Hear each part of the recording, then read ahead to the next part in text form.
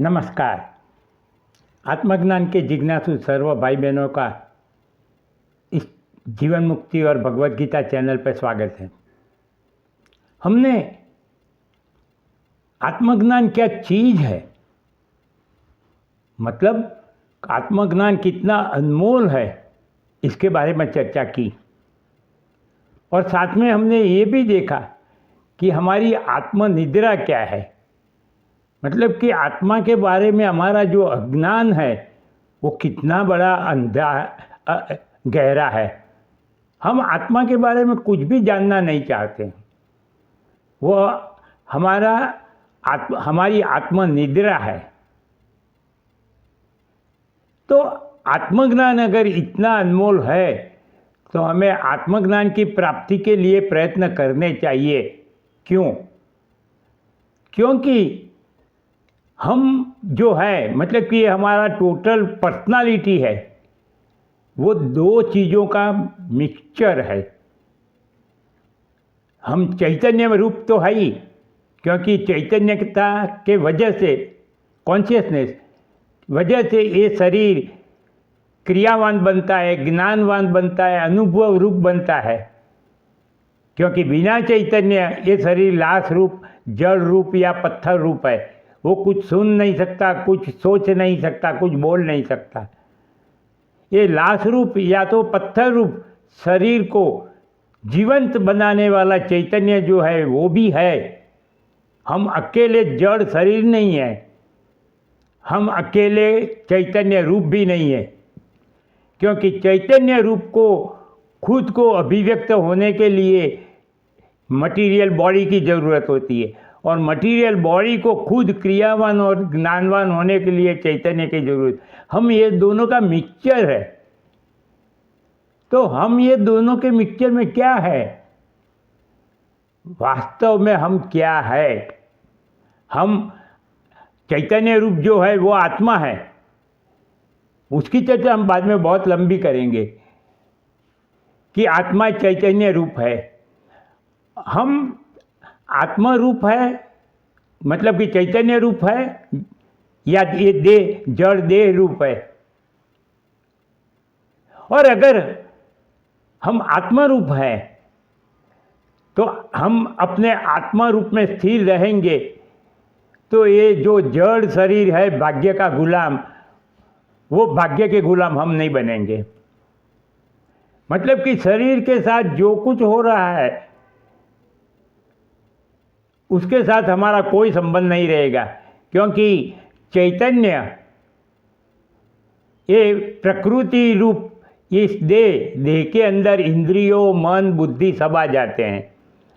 ये जो स्थूल देह, इंद्रियां, मन, बुद्धि सब जड़ है, इनर्ट है, कुछ अनुभव नहीं कर सकते हैं, अपने आप को भी नहीं जान सकते हैं। मन को जानने वाला भी मैं हूँ।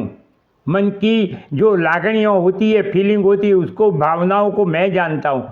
मेरे बुद्धि में जो विचार उठते हैं, उसमें जो बदलाव आते हैं, उसको जानने वाला भी मैं चैतन्य हूँ। मैं जीवात्मा रूप हूँ। वो जानना आत्मज्ञान है कि मैं जीवात्मा रूप हूँ। और ये भी पूरा आत्मज्ञान तो नहीं होगा। पूरा आत्मज्ञान तो जब ये होगा कि मैं जीवात्मा भी नहीं हूँ, मैं परमात्मा रूप हूँ।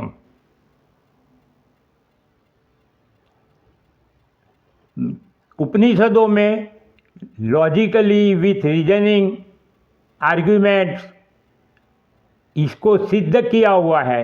और हमारे शास्त्रों में भी, हिंदू धर्म में खास करके जो वैदिक धर्म का पालन करते हैं, उनके दर्शन शास्त्रों में दिखाया गया है कि तत्वमसि, जिसको तू ढूंढता है वो परमात्मा तू ही है, तत्वमसि।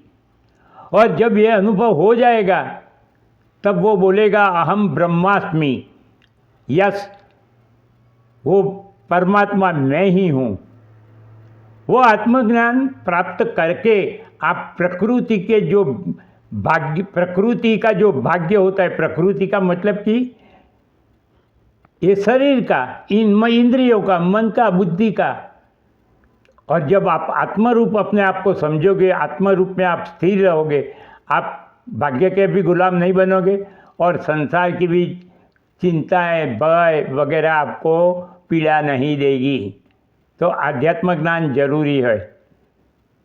आध्यात्म ज्ञान की किसके ज़रूरत नहीं है? जो ज्ञानी सन्यासी है उनको आध्यात्मिक ज्ञान की ज़रूरत नहीं है।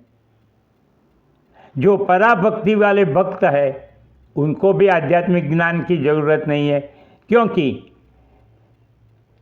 वैसे तो कहा ही है कि ज्ञान के बिना मुक्ति नहीं, मगर परमात्मा ने आश्वासन दिया है कि ऐसे मेरे जो पराभक्त है, उच्च कोटि के भक्त है, उनको मैं ऐसा बुद्धि योग देता हूँ, ददामि बुद्धि योगम तम, कि जिससे वो मेरे स्वरूप को जान के मेरे अंदर मर्ज हो जाते हैं। तो उनको भी ज़रूरत नहीं है। तो अब तीसरे कौन लोग हैं?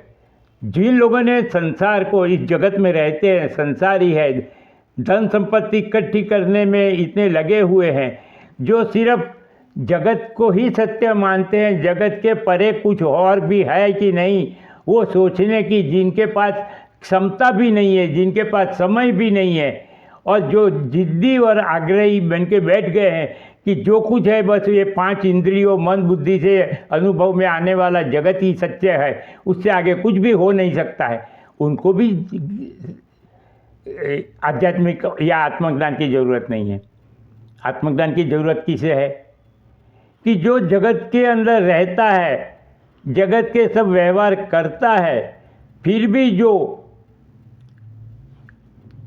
चिंता, भय, टेंशन, एंजाइटी वगैरह का एहसास करता है, जिसको समझ में आता है कि मैं जो ये ज़िंदगी जी रहा हूँ वो हजारों प्रॉब्लम से घिरी हुई है,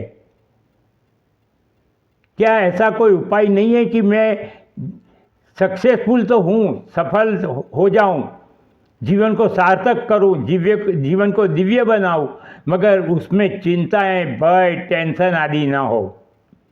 ऐसा जिसको एहसास होता है, जिसको विचार आता है, और विचार आएगा ही, क्योंकि आप जीवात्मा रूप हो, आपको मुक्त होने की पड़ी है। आप अहंकारी आत्मा नहीं हो, आप वास्तव में जीवात्मा हो। अहंकारी रूप तो आपका माना हुआ रूप है, एपरेंट रूप है, कपड़े आपने पहने, मगर आप अहंकारी रूप तो नहीं हो। तो आपको आध्यात्मिक ज्ञान की ज़रूरत रहेगी। पहले 3 लोगों को तो ज़रूरत नहीं है, मगर आपको अगर एहसास होता है, आपको लगता है कि मैं क्या करूं कि मैं चिंता, भय, टेंशन वगैरह से मुक्त हो जाऊं। और ये बात भी सही है कि भौतिक ध्येय को प्राप्त करते वक्त और करने का जरूरी भी है, क्योंकि हम देह में रहते हैं, हमने देह छोड़ नहीं दिया है, और देह को तो हर एक भौतिक चीज़ की ज़रूरत पड़ती है।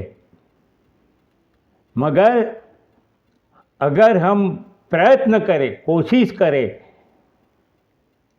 तो हमारा ये जो अज्ञान है कि मैं देह रूप हूँ, वो छोड़ के हम वो ज्ञान प्राप्त कर सकते हैं कि मैं जीवात्मा, परमात्मा रूप हूँ और मुझे मुक्त रहने का अधिकार है।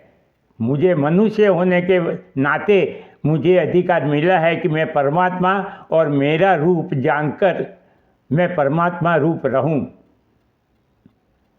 तो अब सवाल ये होता है कि आध्यात्मिक ज्ञान की ज़रूरत तो है ही, जिसको एहसास है उसके लिए है, तो उसमें बाधाएं क्या है? हम भौतिक विषयों का ज्ञान तो स्कूलों में, कॉलेज में जाके पढ़ लेते हैं, जगत में से भी प्राप्त कर लेते हैं, क्योंकि वो तो इंद्रियों, मन, बुद्धि से प्राप्त हो ही जाता है। मगर आत्मज्ञान इंद्रिया, मन, बुद्धियों से प्राप्त नहीं होता है, क्योंकि आत्मा इंद्रियों, मन, बुद्धियों से परे है। तो आध्यात्मिक ज्ञान प्राप्त करने में हमें बाधाएं क्या है, क्या विघ्न क्या है? तो उसमें 3 विघ्न है, मल, विक्षेप और आवरण। ये जो आध्यात्मिक अज्ञान है हमारा, उसको हम, मतलब कि अज्ञान 3 रूपों का बना है, मल, विक्षेप, आवरण, उसको हम इस जन्म में दूर नहीं करेंगे तो अगले जन्म में भी हमारे साथ जाएंगे।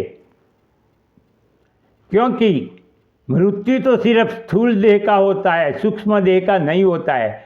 और मल, विक्षेप और आवरण ये अंतःकरण के दोष है, स्थूल शरीर के नहीं है। अंग का ना होना, जैसे कि हाथ का ना होना, एक आँख का ना होना, एक पाँव का ना होना, वो तो स्थूल देह के दोष है। मगर मल, विक्षेप, आवरण ये 3 अंतःकरण के दोष है। और जीवात्मा जब इस देह को छोड़ के जाता है तो अपने साथ अंतःकरण और प्राण दोनों चीज़ लेके जाता है। तो आप अगर ये मल, विक्षेप, आवरण को दूर करके इस जन्म में आत्मज्ञान प्राप्त नहीं करोगे तो आप अगले जन्म में भी यही मल, विक्षेप, आवरण आपको विघ्न करते रहेंगे, आत्मज्ञान प्राप्त नहीं कर पाओगे और ये जन्म मृत्यु के चक्कर में घूमते रहोगे। जन्म मृत्यु के चक्कर में घूमते रहो, इसकी तो कोई परवाह भी नहीं है, चलो घूमते रहे। मगर हर एक जीवन, चाहे कितनी भी आप सार्थकता कर लो, चिंता, भय, टेंशन, एंजाइटी वगैरह से भरा हुआ रहेगा। आपको पूर्ण और अखंड सुख शांति नहीं मिलेंगे। आपको पूर्ण और अखंड सुख शांति चाहिए तो आपको इस जन्म में ही आत्मज्ञान प्राप्त करने की कोशिश करनी पड़ेगी। आत्मज्ञान प्राप्त करने के लिए मल, विक्षेप, आवरण नाम के जो अंतःकरण के 3 दोष है उसको दूर करने का प्रयत्न करना पड़ेगा। और वो आप कैसे प्रयत्न करोगे? जब जानोगे कि मल क्या है, विक्षेप क्या है, आवरण क्या है और उसको कैसे दूर किया जा सकता है। आप कब तक आत्मनिर्भर में रहोगे? आप इसके पहले का वीडियो सुन लीजिए, मैंने उसमें बताया ही है कि हम आत्मनिद्रा में हैं। अब हमको जागना है, तो कब जागेंगे? किसका इंतजार कर रहे हो? अरे जीवन मुक्ति हमारा इंतजार कर रही है, हम किस बात की देर कर रहे हैं? मेरे भाइयों बहनों, आपको अगर मेरी आत्मज्ञान के बारे में बातें करने की ये रीत पसंद आती हो, आप आत्मज्ञान के जिज्ञासु हो, आपको भी ये एहसास होता हो कि मुझे ऐसा जीवन चाहिए कि जिसमें चिंता, भय, टेंशन वगैरह ना हो, दुख ना आए मेरे जीवन में कभी भी, तो आत्मज्ञान की ये बातें सुनते रहिएगा। मैं आपको बहुत कुछ बताऊंगा। अरे अपना हिंदू जो शास्त्र है इतना गहरा है, इतना गहरा है। आप भगवद गीता पढ़ो, पुराण पढ़ो,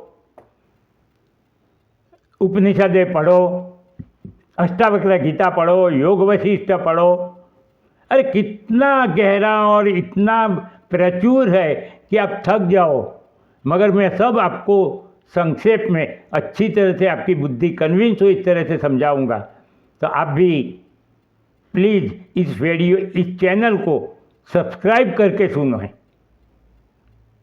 और हर वीडियो सुनो, एक भी ये नहीं करना। मैंने आपको बोला है कि आप 24 घंटे में से मुझे 5-10 मिनट दे दो, मैं आपको आत्मज्ञान करा दूंगा, आपको जीवन मुक्ति दिला दूंगा। आप खुद सब्सक्राइब करके सुनो, शेयर करके अपने मित्र मंडल में, अपने स्नेहीजनों में भी इसको शेयर करके कहो कि ये चैनल को सब्सक्राइब करो और सुनो। मुझे जितने ज़्यादा कमिटेड श्रोता मिलेंगे, मेरा उत्साह उतना रहेगा और मैं आलसी नहीं बन जाऊंगा और कहीं न कहीं से आपको कुछ न कुछ ढूंढ के ला के बताऊँगा।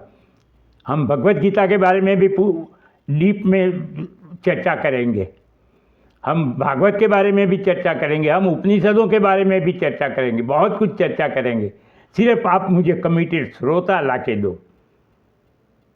हम अगले वीडियो में मिलें। अगले वीडियो में हम क्या चर्चा करने वाले हैं? मल, विक्षेप और आवरण नाम के दोष क्या है और उनको कैसे दूर किया जा सकता है। तो अगले वीडियो में मिले, तब तक मेरा नमस्कार।